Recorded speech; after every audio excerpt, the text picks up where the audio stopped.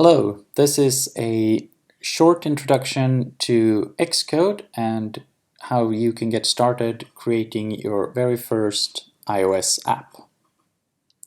First off, let's start Xcode like this, and we're going to create a new project. So let's go to File, New, Project. Here we have some options of what we're going to create. See here we can create an iOS app, we can create a Watch OS app, TV iOS app, and an OS X app. We're going to go for an iOS app, application, and here we have the option of creating a couple of different template starters. This is just a starter. If you select one, you can change later on, but this is what's going to create it for you as a starter. We're going to make a single view application. It's just a single view for this project. So let's select the single view application. The next step, product name. What are we going to call our app? And we're going to call our app the Fun iOS app. Next off, what is your organization? This could be your name, your company name, or similar. Next off, organization identifier. This takes the form of a reverse domain. So it could be com.company.app. So in this case, I have the Swedish domain, se, dot company name, dot app. This can be changed later, but it's the unique identifier for your app. So this has to be unique for your app. We're going to be using Swift as our language. You can change to Objective-C, but we're going to use Swift. Devices. If this app is going to run on iPhone, iPad, or Universal, which means both. This can also be changed later on, but we are going to go for just iPhone for now. These options are a little bit advanced options, and we're just going to leave them as they are. Just in short, these are for automatic testing and for storing data in your app, but we're just going to leave them as they are. And next off, it's going to select where you're going to save your project. And let's just save it. Now, the app is created, or the project is created. We can start off by doing nothing and just say run it. And up here we have our Fun iOS app, and here you can see we can select, if we click this and hold, we can select which simulator we want to run. If we want to test our app on the iPhone 6s Plus or the 4s or on an iPad Air or anything. I'm gonna go for the iPhone 6, or we can select iPhone 6s and just go run. It starts off the simulator. And now the simulator is a little bit small. I can go up here in the menu and select Window, Scale, and scale it up to 100%. Here you can see our app, which is just white. There's nothing in it. So let's change that. Let's create something. The first thing we see here is this part. that is the settings for our app. Here are most of the settings that we did when we created the project. We have the identifier, which is changeable. We have version, and we have selected that it's only going to run on iPhone. We can select here which orientation does our app support. If we supported portrait or support that it rotates. And here are a bunch of advanced settings that we are not going to touch on right now. Here we have the app delegate.swift file. We can select this.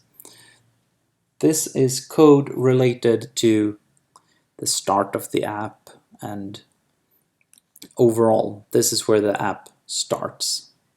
And there's not much we're going to use that for right now. ViewController.swift is the code for this view. And right now there's not a lot of code. Then we have main.storyboard. This is where our layout will be. And here you can see a white box. Here we don't have a lot of space. So I'm gonna, if you look up here, you can see this is blue, saying that we're gonna show the left sidebar. This is the left sidebar, so we can click that away if we want to hide it and show it. So also with the right part, if we want to do that. I'm gonna hide the left part right now just so we can see this. And if we look at this, this is the layout for our view.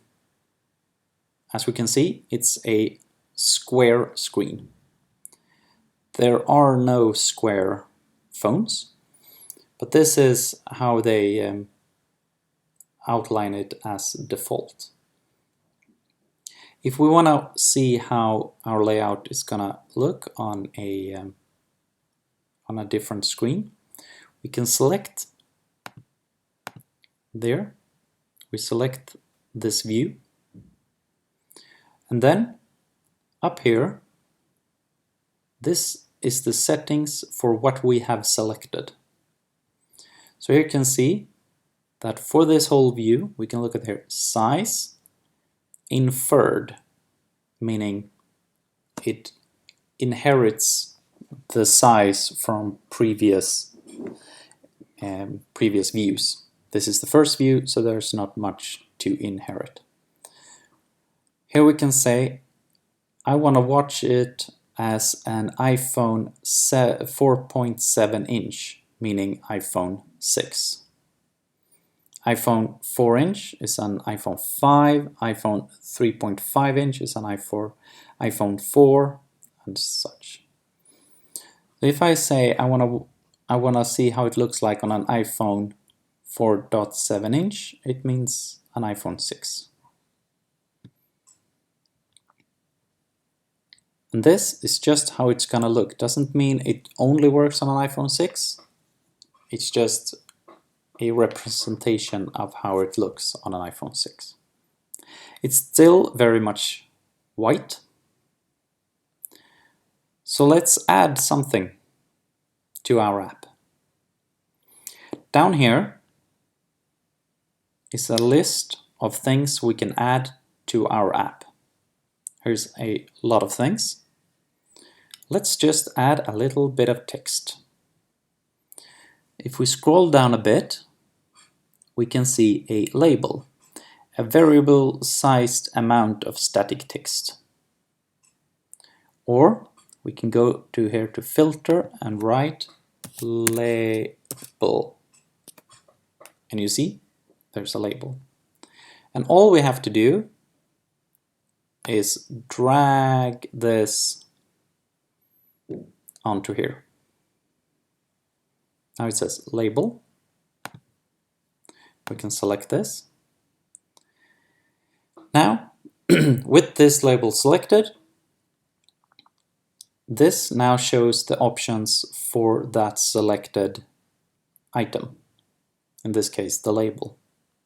And here we can see the text of the label is label. So let's change that to hello app. And now you see it changed. And now this says hell ... It's because the text doesn't fit in that little box. So then we can resize this, drag it out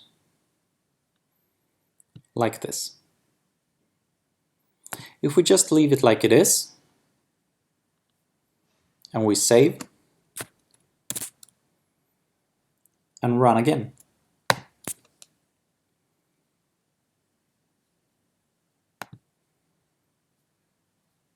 and here we have our app which says hello app.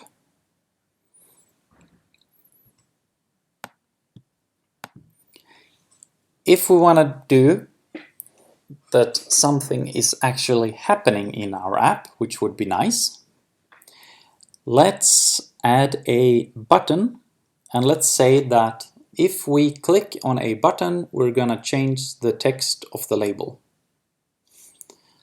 So let's add a button.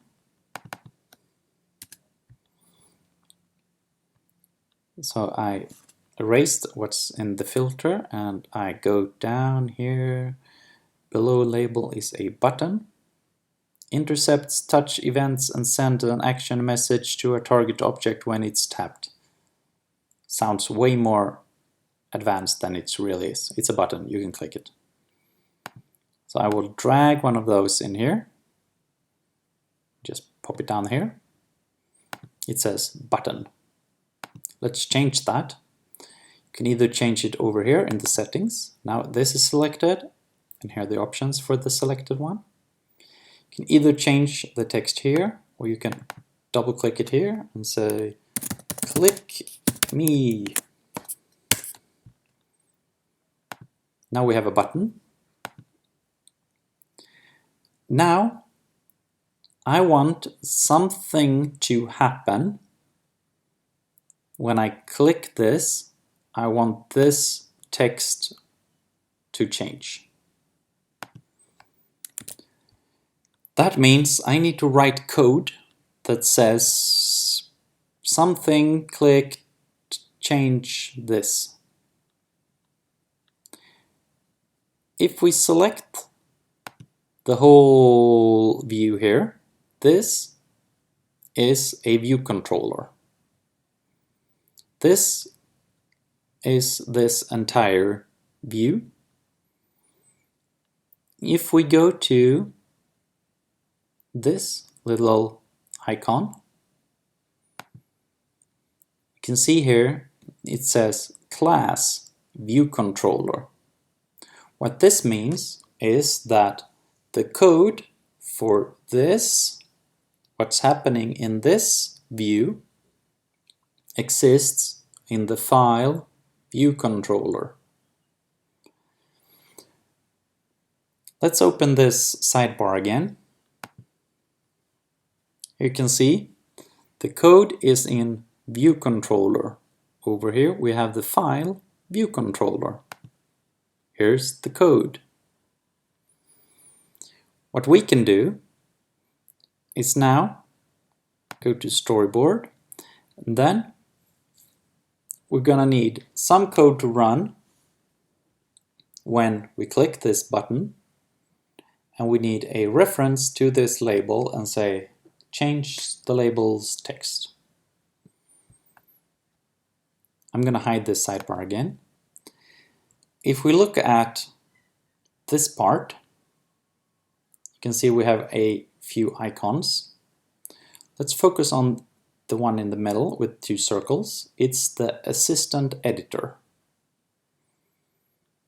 If I click that, it pops up a split screen here. I can change this.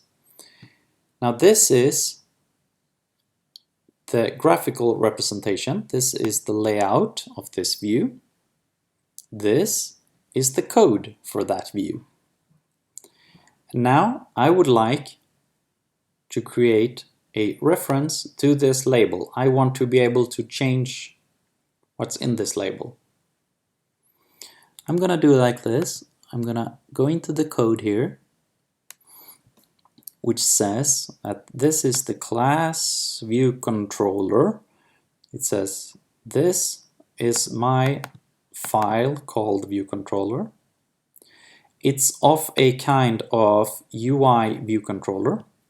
It says this is a view controller. In it are two functions. This is the function called viewDidLoad. It's called after the view did load. So after the view is done loading, this code is run. There's right now nothing in it. There is one function that exists everywhere that says did receive memory warning. If the device is low on memory, this function gets called. I want to add a reference to my label. I'm going to add a few blank lines up here, just to be very clear. Then I'm going to select, here I have my label, I have my button. If we look over here, we have the view is the entire view. In it is a label and a button.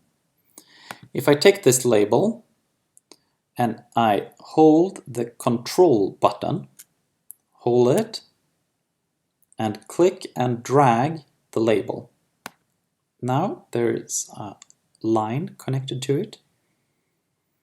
Drag it into the code and release. Now I get the option to select here. What is this? The connection is an outlet. An outlet is a connection between code and a thing in the user interface.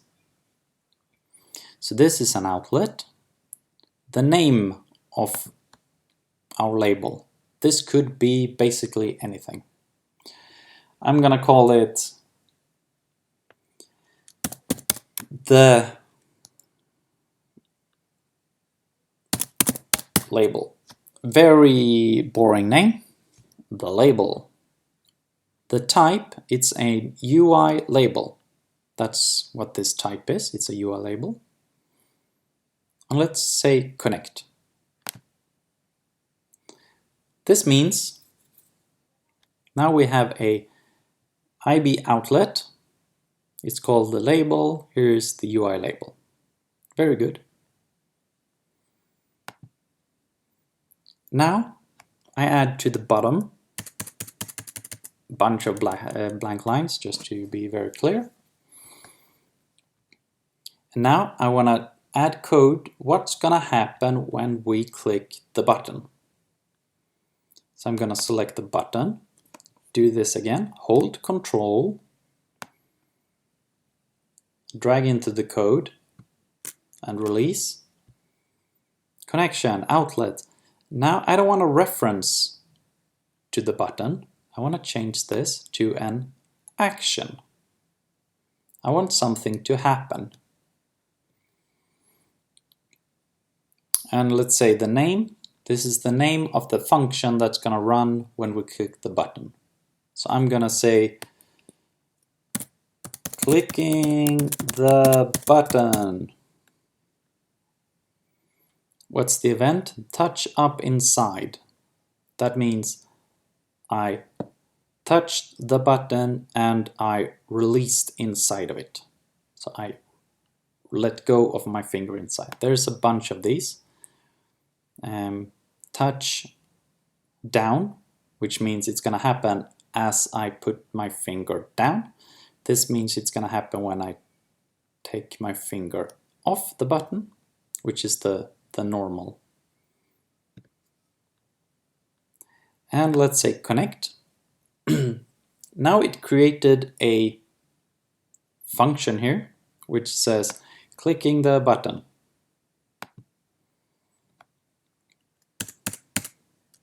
This is the code for that function, and I'm gonna say I want to change the label. It autocompletes it. The label is the whole label.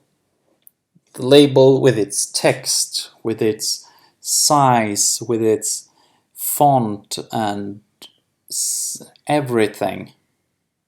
I'm not gonna change all of that. I'm just gonna change the text of the label. So I say dot text. The label's text, when I click the button, is gonna be, we change it to clicked button. Save and run.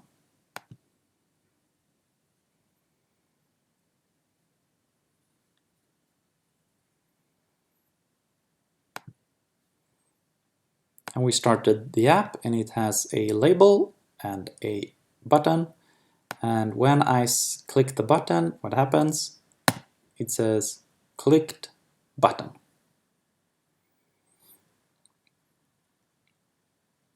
And this is the introduction to how to create your own app using Xcode for iOS.